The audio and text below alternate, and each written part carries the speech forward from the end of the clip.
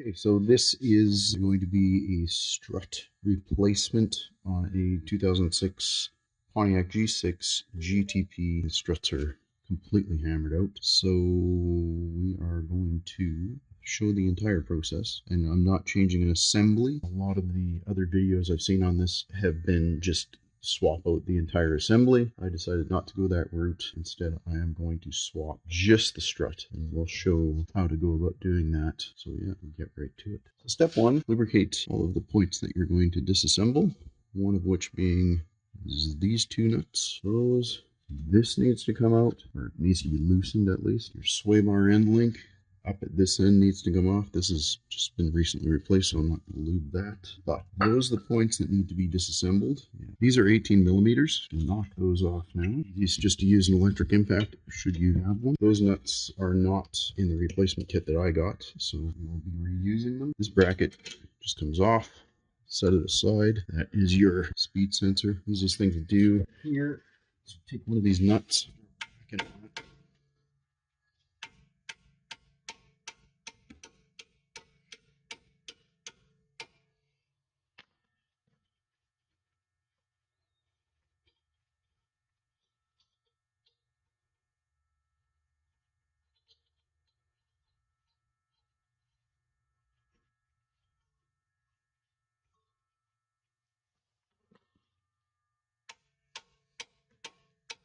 Putting that nut on there, you're basically just protecting the threads from your hammer blows. They're mostly out now, so we won't have to hit it too hard to get the rest of this. Again, that's 18. In this case, like I said, I just replaced that so that came off easily. If you should have to remove this, if it's all rusty and it's just spinning on you, you'll have to put some vice grips behind on these flats, hold it, and then screw it off. Or if you have like a through ratchet wrench, which I don't have, you can use one of those and a hex bit in the end to hold it. Now we come down to this part down here. This is a 10 mil bolt. You just really have to loosen it, and then you can smack that with your hammer and get it off. Finish the rest of these off. Use a punch. I said they should not be under any tension now, or very little tension. It's really just all the rust in here.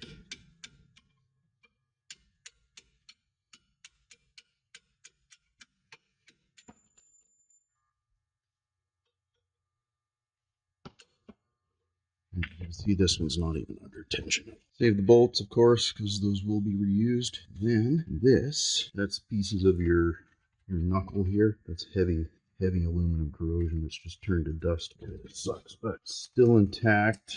We will make some efforts to protect that before we put it back together so it doesn't get any worse. I've seen some of these on the back ends of Grand Ams that are probably 3/4 of the way corroded away. So it is a problem as these cars age out. You really should, if you ever take these apart, you need to take some measures to protect this, because it basically what happens is all the dirt and road salt and everything just collects in this pocket. It's not very, there's a way that it's trapped in there and it just sits there. So that will eventually cause catastrophic damage. Top is 12 mil, so we will move up to the top. Removal, like I said, these are just 12 mils. Those nuts, there are new ones in the kit. This last one, you can, or you should probably, hold on to it from the bottom. Obviously, I can't do that and hold the camera, but loosen it, and then we'll go away from that. But once you take the last one out, the strut will drop. So, last bolt's out, and there you go. That's the crappy rusty strut assembly out. Next, disassembly. The assembly, you can see that's heavy corrosion from that aluminum, from the aluminum knuckle. It's pieces of it corroded still on there, you can't get off even. That's dissimilar metal corrosion, plus the fact that this piece here traps all the dirt and salt. It's a bad combination. Disastrous, really. So, things to note here, just note your orientation of everything before you take it apart. This flat, when you put the new, assuming you're going to put a new strut mount, strut bearing in there, this flat goes inboard, so it should be opposite the mounting point there. Just make sure your new strut has the, yeah, so this is a good time to do a side-by-side comparison of your new and old strut assemblies. There you go. Make sure your sway bar end link mount is on the right side and right orientation. Same as this one, right? Because these are they're sided. There is a left and a right hand one, so you can't use the same one on both sides. Kind of stupid, but that's the way it is. It has to do with these brackets and their orientation. When you put the spring pocket isolator in, make sure these nibs are going to go in there. And yeah, the next step is going to put our spring compressor on and press this thing so we can take it apart. I will be using these things. There are certainly better ones out there, more professional ones, maybe safer ones. So far these have been okay. Keep in mind this is actually a really dangerous job. Once these things are in compression, it's kind of like a little bomb, and if you have a failure, you'll probably get hurt.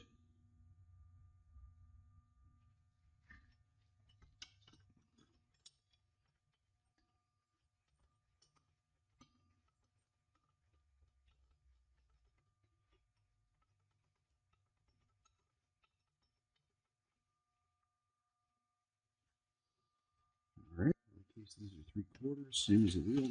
Be mindful of your finger position.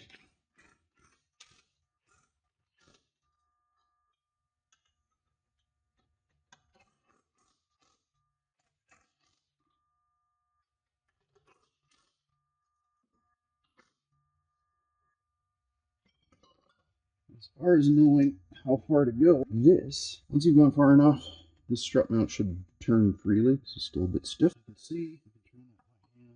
Probably sufficient. What will happen if you're not compressed enough, when you go to put your new nut on this end, when you replace all this, put your new nut on here, you're going to have a problem. It won't seat if it's not compressed far enough. So that's the main consideration there. This nut is a 21 millimeter. This thing is a sort of a nut with a bushing on the end of it. In my kit, they came separately as replacements. So yeah, you should probably, because it is a self-locking nut, so you should probably reuse the use the new one. Don't reuse your old one. This part that comes off like so. You can see it is pretty rusty. The bearing part of this is the actual last. Probably could have reused it, but there's a Rock Auto closeout on these, so I just bought them because sometimes they are hammered. Oh, and here we go. A perfect example of why we changed the bearings. That is the bearing that was in there. And those are all the balls. As you can see, they just fell out. Rusty as crap. And so this thing is very noisy. It's very clunky. And these struts, I don't know about this one. The other one was completely hammered out. Like it had no compression or no pressure in it at all left. I suspect this will probably be the same. So yeah, what else can we say about this? There is something of an orientation on these, so just make note that in this case, I don't know if this actually makes a difference because it doesn't say anywhere specifically, but there's a thick part of this bearing. The thinner part goes down. Again, I'm not sure if that even makes any difference, but keep that in mind for installation. The new one actually doesn't even look like that. It's different, but I will put it in with that facing downward. All right. So next, let's take that spring off, or separate the spring from the strut.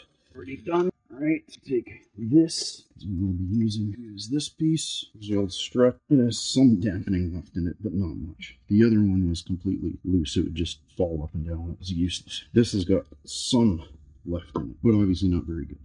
Place that. That goes in there like that. The spring here, this out of the way. It goes together kind of like that. Oh, no, let's just want to clean this crap out of here. While we're at it. This is just dirt, but it causes corrosion in there. I just like to hold that together before I put this. All right.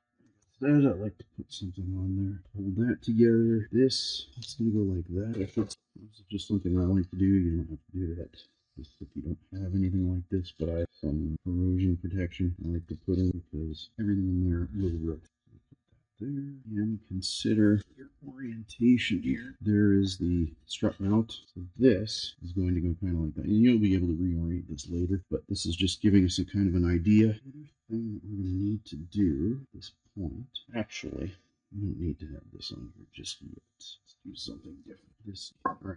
These particular struts, as you can see, well, you may not be able to tell, but in these particular struts case, the strut rod piston is in a compressed state. And that's the way they ship them. In order to get them out of compression, turn them counterclockwise. Eventually, there we go. And then it extends. Some struts come compressed with straps on them, and then you assemble everything up, and then at that point you cut the straps and let it expand. These ones are not that way.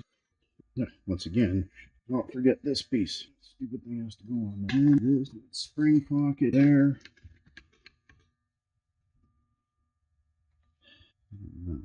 Bushing. And this is what I was talking about with it not being enough. It's just barely not enough. I mean, it could probably catch one thread on there.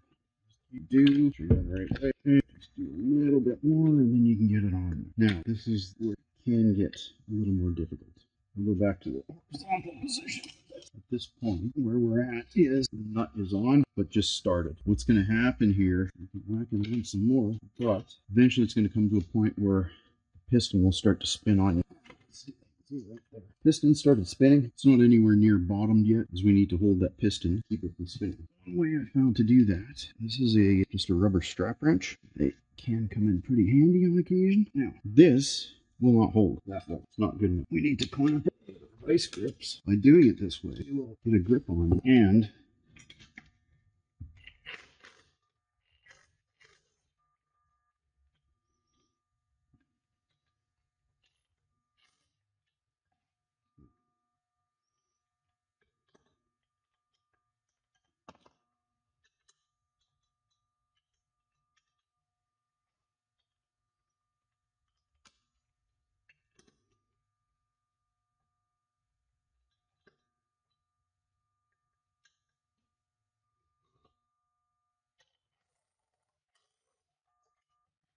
okay.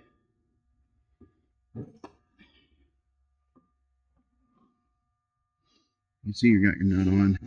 You've got some thread protrusion out of it.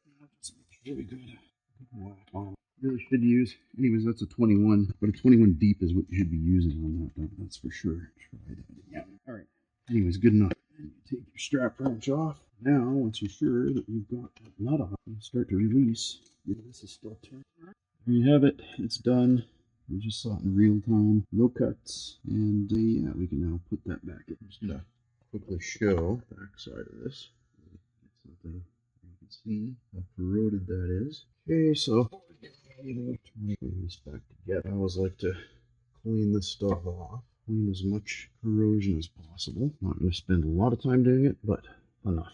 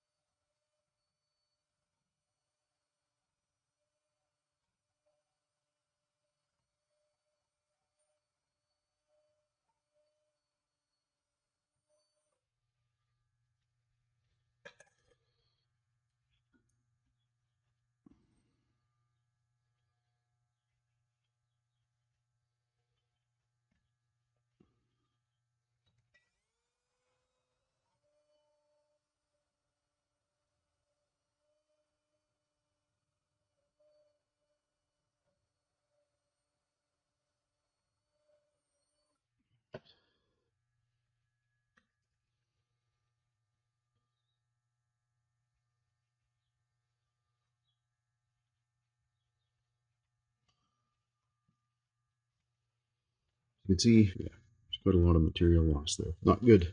So there is a lot of material there, so I think it'll hold up. So next step is to put the strut in. There's little plastic protectors on the studs in there. Didn't see on the other side. Interesting. You want to get your nuts out. Take your nuts and put them someplace close here. And take this, bring it into position. Hold that with one hand. Nut on there, and there you go. Now reassembly, it's simply the reverse of disassembly. Obviously, lower your torque on these because they're smaller. Now, it's pretty good actually. One thing in the reassembly process that is fairly important if you don't want to get your wheel alignment done, try and match this up. There's a little bit of movement in here, not a ton. There's enough movement in there that if you match up your nuts to the old wear marks in the strut, you can get it pretty close enough for me. That's pretty much bang on. we will come back and torque all the bolts after there's weight on the car. These nuts, that's what they recommend, so that's how we're going to do it. Here, notice I'm trying to protect this area here because I've done a little repair on the axle boot and I don't want any crap falling into it. So what we are going to do now is use, anyways, some sort of anti-corrosion protector. I like to use, I have some of this stuff from my industry. It sticks real easy. It's clogged because it's expired product. That's one of the problems with it. It tends to clog up pretty easy. But anyways, I just like to coat everything very liberally, especially in this case where everything's a little corroded to crap. Then what we're going to do is we offer this up like this, get it close enough that we can put something in there, grab our old bolt bracket in there. And you can usually do this by hand. Punch out that. It slides back on, and there's a locating nub on there and on the strut. So make sure you get that into its nub, otherwise it'll rotate when you go to 3. We go back to high torque, back to our 18 mil.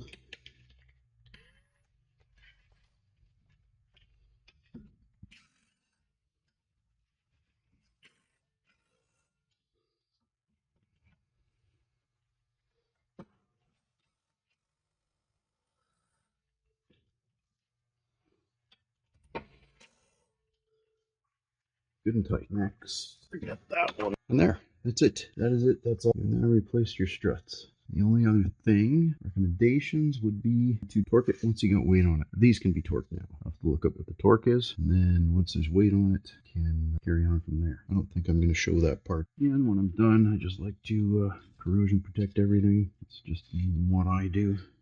Everybody does. But if I have to come back and do this job again, some period of time, I will appreciate that I did that.